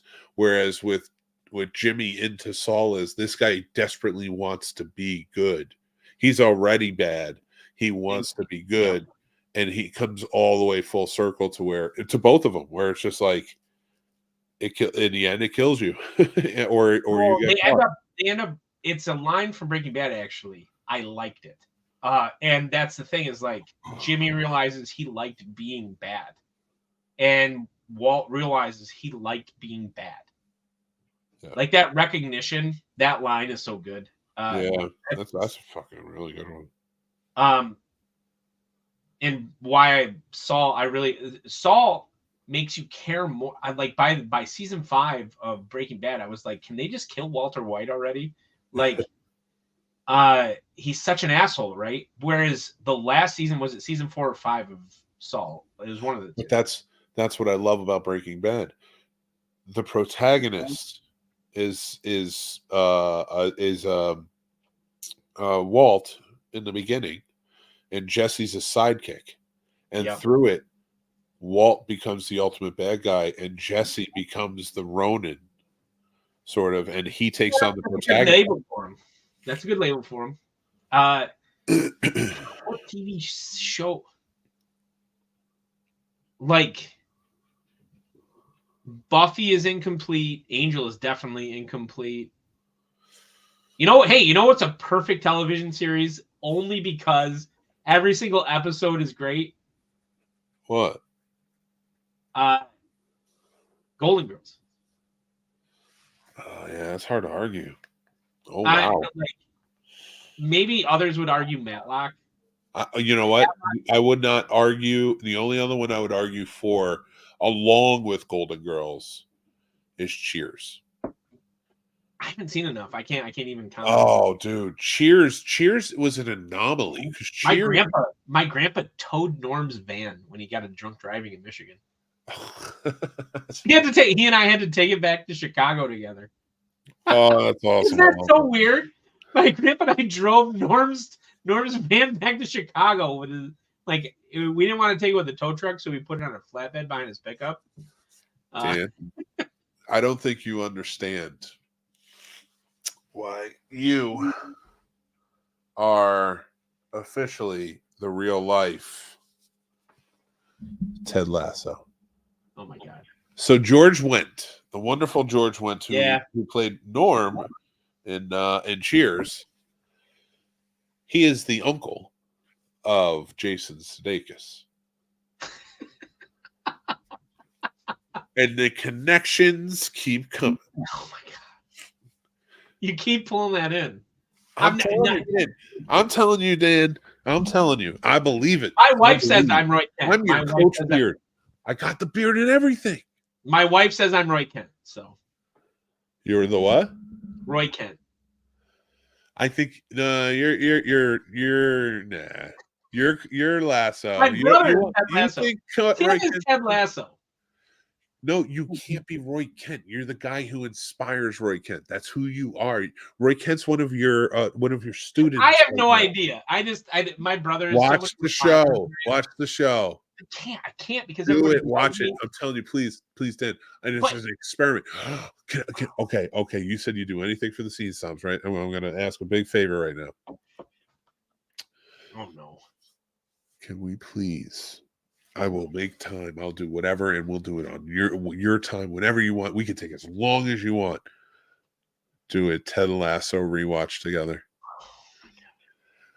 Please. Nick, I'll watch it. Cause me with you if you want to watch it together. I'm like slumber party ready, dude. Let's do this. And so listen, this is it. It's not a terrible idea as far as content creation, okay? Because I'm somebody, but the other part is everybody keeps telling me to watch it. And the last thing in the world that works ever on me is when everybody tells it. Like, I ended up. So you remember when the original Spider-Man came out? What was it, like 99? 2001, I think. Okay, whatever year. So everything you have to watch Spider-Man. You have to watch. I waited 2 years to watch Spider-Man until. So like 2 years later, I think is when Spider-Man 2 came out, like 2003. I watched Spider-Man 1 the morning of going to watch Spider-Man 2, and the only reason is because Sam Raimi brought in all the horror elements to Spider-Man 2, and that's what I heard. That was the only. Had he not been, and everybody was like, "It's a horror movie," and I was like, "Ah, okay, I'll go see it." Had it not been that narrative, I never would have seen Spider-Man 1. I wouldn't have, because everybody's like, you know how it is with people. They're like, Spider-Man? I get that, and I'll respect it. But here's the thing: there's a loophole. There's a loophole. I'm not telling you to watch Ted Lasso. I'm begging you to join me in the journey of my wife bought Tim all this, like a couple of years ago, all this Ted Lasso stuff. Like everybody, like, oh, and among principals, Mick, Ted Lasso is a god. Yeah. Please. Which makes me hate it more. Oh my God. Yes. Please. Listen to me. Just please hear me out. We can turn this into an educational thing. We can talk about. I had to the last year when I was at MEMSPA, I had to a professional development that was basically Ted Lasso the principal. That was basically the professional development. And it was being a principal through the eyes of Ted Lasso. That was the title of it. And I was like, I have no idea about this, but people are pumped about it. And so many people signed up for it that I had to waitlist people. And man, do I hate anything that gets that popular. Man, do I hate it. Please. So, what was the Secession? No, that show sucked. She loved it. So I ruined. It was either season 2 or 3. How many seasons are there of it? 4. 4. So it was either at the end of season 2 or 3. She's downstairs in the basement watching it, and I sat down to eat dinner or something. So I watched like 2 episodes. I watched the second to last and the last. Right. We finished the second to last, and I turned to her and I said, this, and this, like 4 things. She's like, that's not going to happen. I was like, no, watch. These 4 things are going to happen. Sure enough, tick, tick, tick, all 4 things happened. She was like, you're such an asshole. Like, every time I sat down with Miranda and I watched parts of it, of Ted Lasso, that is, not Secession, I was like, this is the most predictable show that I've ever seen. I don't like that. I don't want that. It's why I didn't go see Titanic in 1998. I was like, hey, guess what happens? The fucking ship sinks. Like, you know what happens at the end of Ted Lasso? He goes home to his family. I could have predicted that in season 1, episode 1. You did not do a full watch, and you need to see a full watch. That whole part when he's on the plane in the last episode, I was like, this is so mundane. This is so like it's archetypal and like super sweet, but I disagree. God, like, you should watch Shrinking too. It's really good. Shrinking? I don't know that one. That's Bill Lawrence and Brett Goldstein from Ted Lasso went and made that show. It's Jason Segel, Harrison Ford. I love Jason Segel. Dude, it's funny. It's very Ted Lasso-ish, but it's a little more mature towards you know what Jason Segel's most brilliant movie is? What? Forgetting Sarah Marshall. That musical, die. It was that's kind of I would classify that as a masterpiece of comedy. I love it. And that Forgetting Sarah, like, I love that movie, and I know other people find it really depressing, but you know what my kind of show is though, Mick? Like, what? First of all, let me explain this. Why I'm not a TV guy. I gotta preface this just because, like, I think this is a gap that I've never addressed on the Scene Snobs.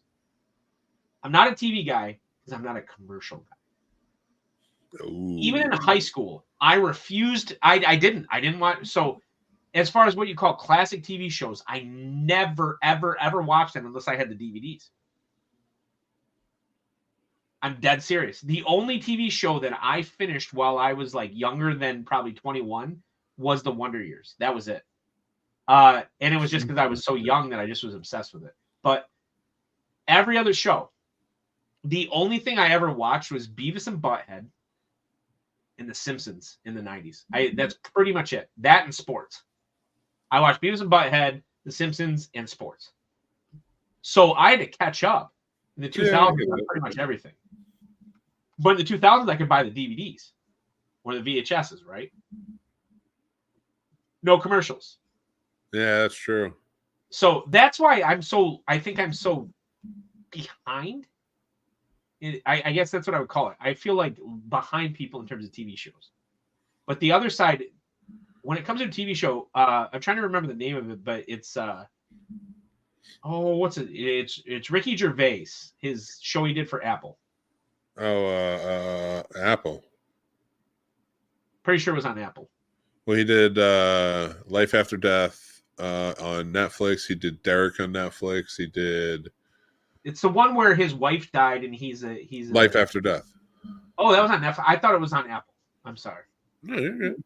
So Ricky Gervais, that show, that's my I watched probably 4 or 5 episodes of Miranda.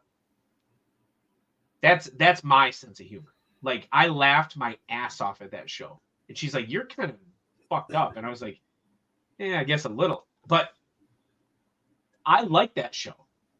Something this is the thing, it's so saccharine. I don't like the saccharine, man. And so when it comes to whether whatever show you want to pick, I feel like it's super saccharine. I have a hard time with it because I roll my fucking eyes, and I shouldn't. I know I shouldn't, but I roll my eyes. I'm like, oh God, this is what's going to happen next. And I know Ted Lasso is just so saccharine that I'm just like, God. That scene with the darts, man. That scene with the darts where he's gonna. Beautiful. I just roll my eyes at it. I do. I just roll my eyes at it. I'm like, are you fucking kidding me? Come on. Can I ask you this? Did you watch the episode? Did you watch the episode, or did you just see that scene? I just saw that scene. That's completely out of context. When you understand everything Ted is doing whenever he's talking to anyone is coaching. He's there. He says his coach. He's parental figure. He's always trying to be positive. He's always trying to build rapport with everyone and get everyone excited. So then that way he can help his team grow, build the whole nine. If he gets the whole city positive and excited, they're at those games cheering. Team starts doing well. I'm going to give you a snippet of a speech I give to students day one. So when I'm teaching fucking thing, I'm telling you, you better watch this goddamn show. We'll see. But you got to listen. You got to listen to why I don't think that I'm Ted Lasso. Okay. So one of the biggest lies, and I tell my students this, that adults tell young people, is find something you love and you never work a day in your life. And I specifically tell them this. I was like, that's a lie. Adults are lying to you when they tell you that. Here's a reality. When it comes to a job is always going to be a job. And even if you're working at loving it, you're still working. A hobby, you never have to worry about working at it because it's your hobby. And it's why you never make your hobby your job. You'll put 110, 120, 130% of yourself into a hobby and not worry about a second.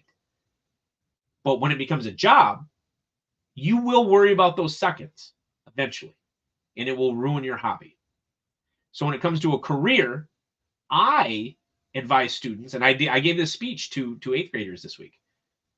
When it comes to a career, I advise people to find a job they can tolerate for long enough that they can procure retirement, and then they can do what they want.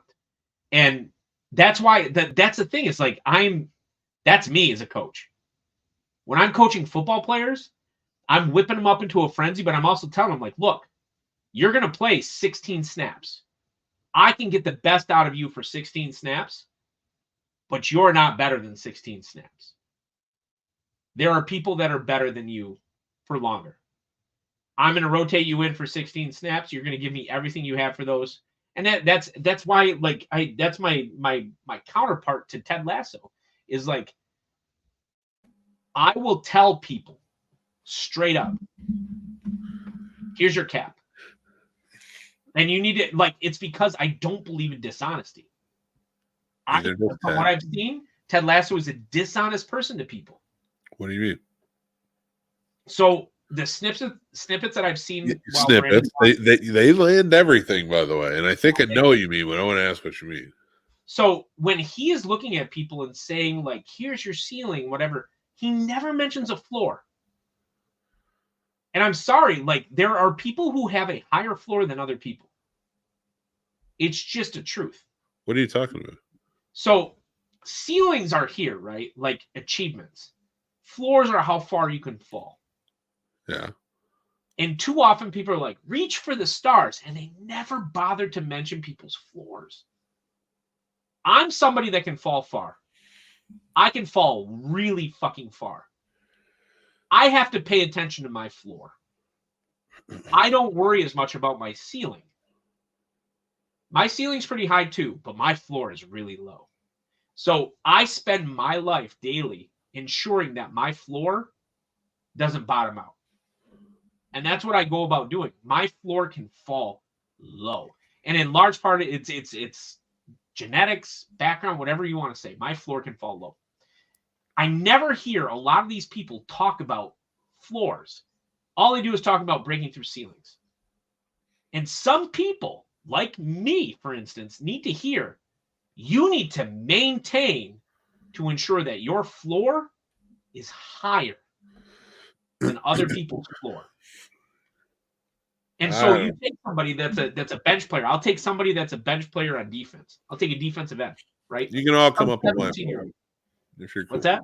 You can all come up on my floor if you're cool and not me. So I'll take a 17-year-old that's never started, right?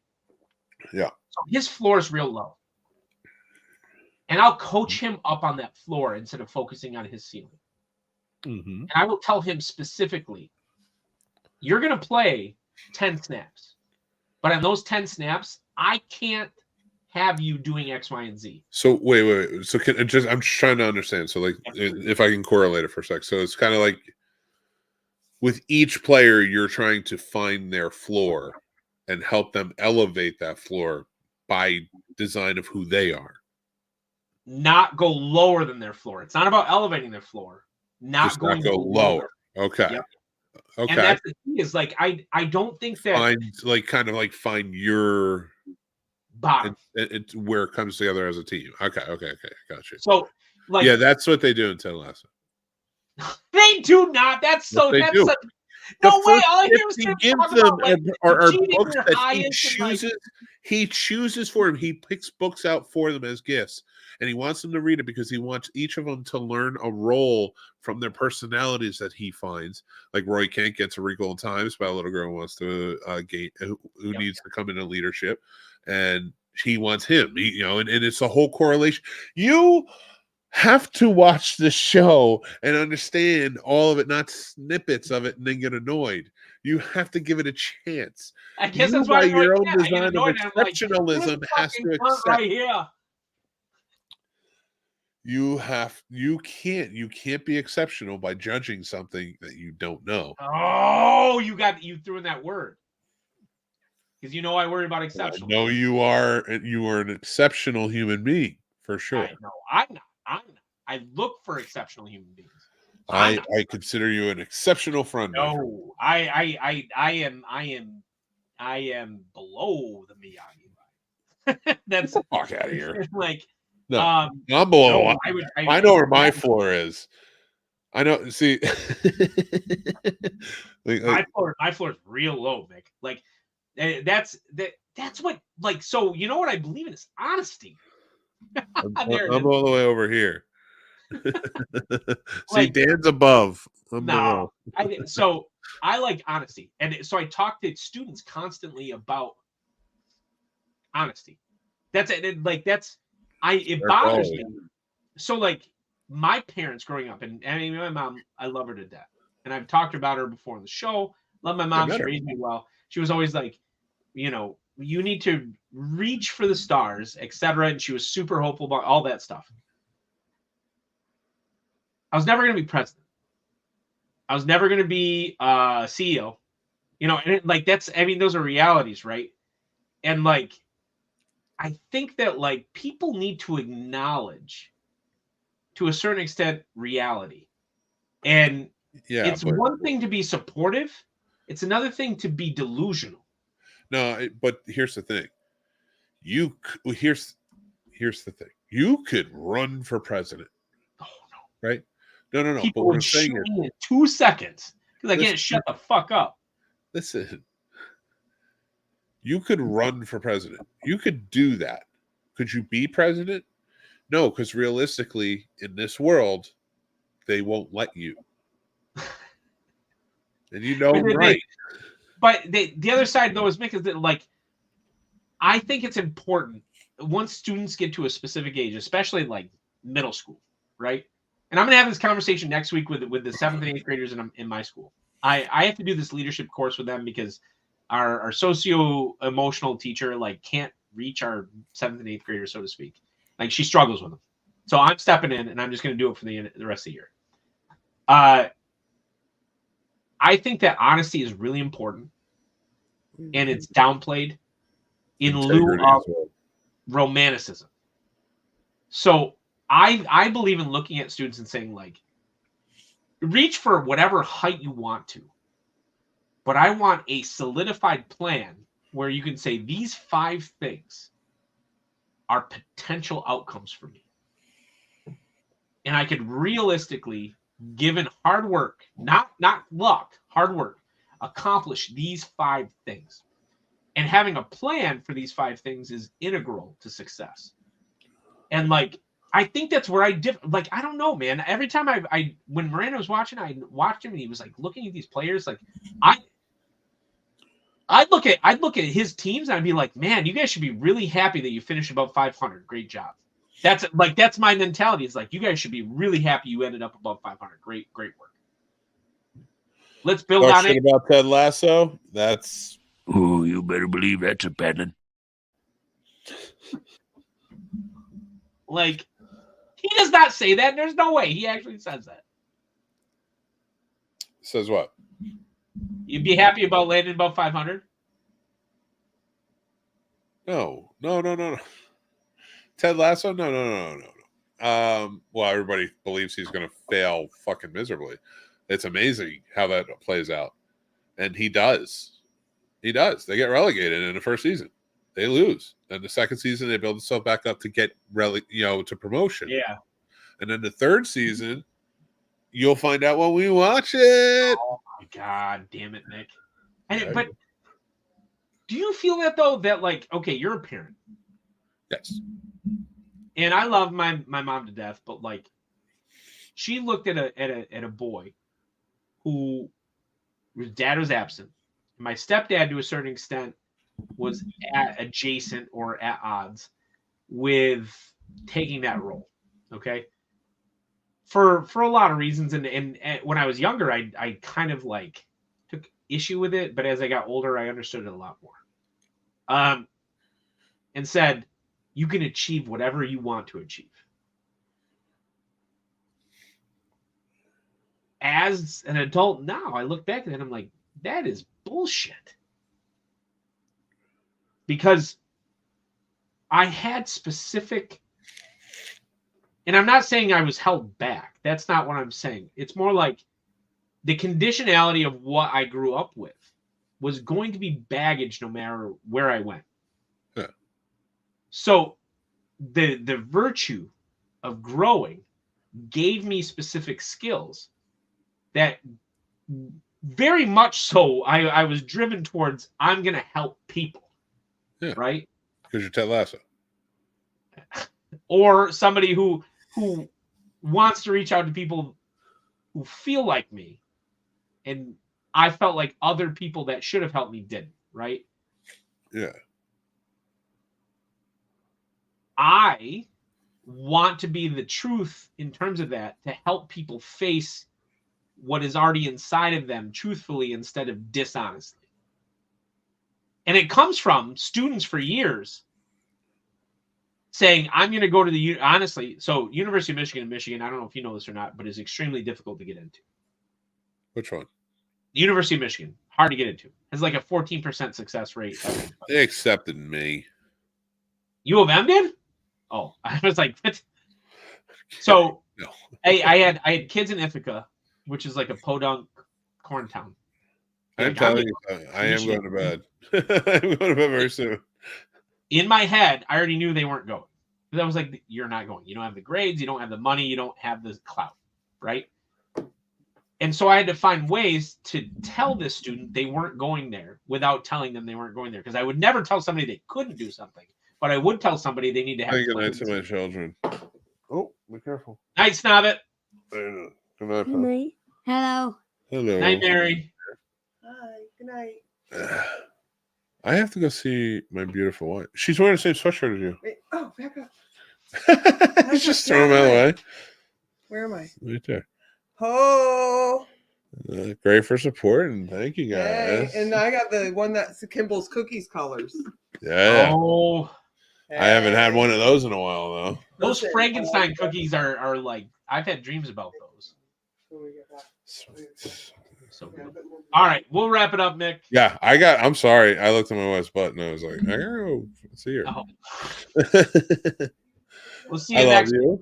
week, And I appreciate you, and I love doing this with you. So Hey, and anytime your brother wants to be on shows, we should have him. That was entertaining as fuck. maybe we'll bring him back for some stories next week for the Super Bowl party. Love Scene it. Snobs Super Bowl party. Right here. Later, Gators. Talk to you later, buddy.